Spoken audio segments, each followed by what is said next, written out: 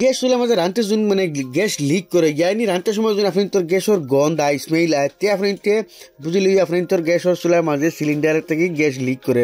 আর gas leak করার এক নম্বর কারণ এটা হলো গিয়ে এই তার ফাইভ, এই ফাইভের প্রবলেমে গিয়ে গ্যাস লিক করে। অন্য প্রবলেম তো বাদর মাছ সারা ফার্স্টে আপনি এই গ্যাস সিলিন্ডারের ফাইভটা আপনি চেক করে কিলা আপনি আমি দেখাই এই দেখাই ফাইভটা মাঝে লাগাই চুলার মাঝে।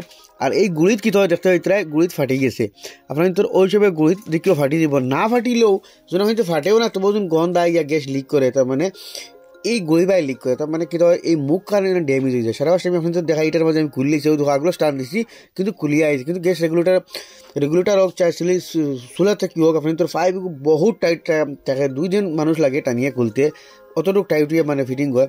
আর ড্যামেজ হওয়ার পরে কি হয় যে সময় ফাইভের মুখ ড্যামেজ হয়ে যায় এটাও দেয় আগলো সামাই যার আগলো 12 তার মানে এই মানে ফাইভের মুখ ড্যামেজ হয়েছে। আর মুখ ড্যামেজ হওয়ার কারণে আপনি তোর গ্যাসের গন বার হয়ে লিক করে। গতিকে আপনি তোর এই হিসাবে যদি হয় তো গ্যাস সিলিন্ডার খুব কম দিনের ভিতরে আপনি তোর শেষ হয়ে যাবে। তারপরে তো খরচায় গীতা উপস্থিত আপনি তোর কাছে যখন ফাইভ থাকে না নিয়মিত ফাইভ বদলাই থাকে নইলে কি তার এই ফাইভর এই মুখ মানে সাইড আঙ্গুল খাটিয়ে ফেলাই দিবা। কিন্তু এটা ফাইভ কাটতে হইলে কিন্তু আবার মুখের মাঝে তার আছে আপনি যে চাকু হেসকু কিছু দিয়ে কাটতে পারতে না। তো আমি আই গেছি বারে আপনি তোরে দেখাই বারে আপনি আইয়া আপনি তো এরকম একটা দা লইবা লইয়া কাঠের মাঝে রাখিয়া ওলা সাইড আঙ্গুল এক সেদে মানে টুকরা করতে মানে 2 সেদে না দেখতে মানে তার আছে আপনি চাকু হেসকু দিয়ে কিছু দিয়ে কাটতে পারতে না। ওই সবে দা দিয়ে আপনি কাঠের মাঝে তুইয়া এক সেদে খাটিবা যাতে মুখটা নষ্ট হয় না। ও দেখতে হইতে ওই হিসাবে একসাথে খাটিবা দেখতে নি মুখটা নষ্ট হয়েছে না। এদের এক সাইড আঙ্গুল ইয়া ফার্স্ট আঙ্গুল তো বেশ দিবা তো বেশ ভালো হবে কারণ মুখটা ড্যামেজ হয় বেশিরভাগ। এখন তদ্রুপ ও মুখে আমরা ওলা সাইড ফার্স্ট আঙ্গুল ধরিয়া ওই হিসাবে খাটি মুখে দেখতে হইতে ওই সময় একসাথে দাদি খাটিবা কিন্তু বুতা দাদি না দেখতে হইতে আমি দাদি একসাথে খাটিছি। আর মুখ দুইটা একদম ফ্রেশ নতুন ফাইভ লাহান হয়ে গেছে। উপস্থিত কিন্তু আপনার ফাইভ বদলাই লাগে আপনি তো ফাইভ ড্যামেজ হয় আর উপস্থিত তো ফাইভ থাকতো না। গতিকে আপনি ওই হিসাবে দিয়া খাটিয়ে এটা লাগাই আর বহুত দিন আপনি ইউজ করতে পারবেন। এখন দেখতে এটা যথেষ্ট টাইট কিন্তু এখনও কিন্তু আবার ঢিলা আছে যেহেতু ফাইভটা ড্যামেজ হয়ে গেছে। ফাইভটা বদলা কিন্তু বেশ হয় কিন্তু আপনি বদলাটা বেশ হইব গেছে আপনি বদলাইবা। আর এটা তো এটা এখন কিন্তু হারাইতে টাইট লাগে কিন্তু ফল লাগলেও সামান্য লাগছে।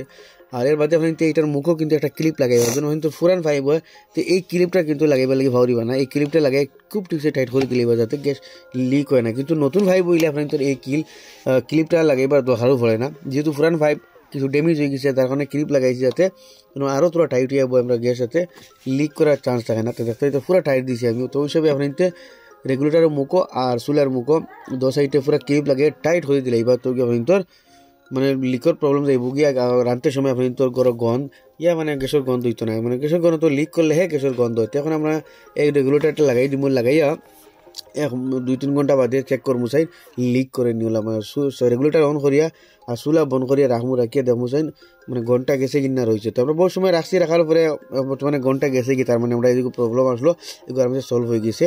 গতিকে এই মুখো ক্লিপটা লাগাইবার লাগে ভাবরিবা না। তো আশা করি ছোটো মোটো একটা ইনফরমেশন আশা করি আপনি তোর ভালো লাগবে ইচ্ছে শেয়ার করবা এরকম নতুন ইনফরমেটিভ ভিডিও দেখলে পেজে ফলো করবা ইউটিউবে দেখলে সাবস্ক্রাইব করবা। আর রেগুলেটার মুখের মাঝে এই ফিংটা লাগাইবার লাগে ভাবরিবা না।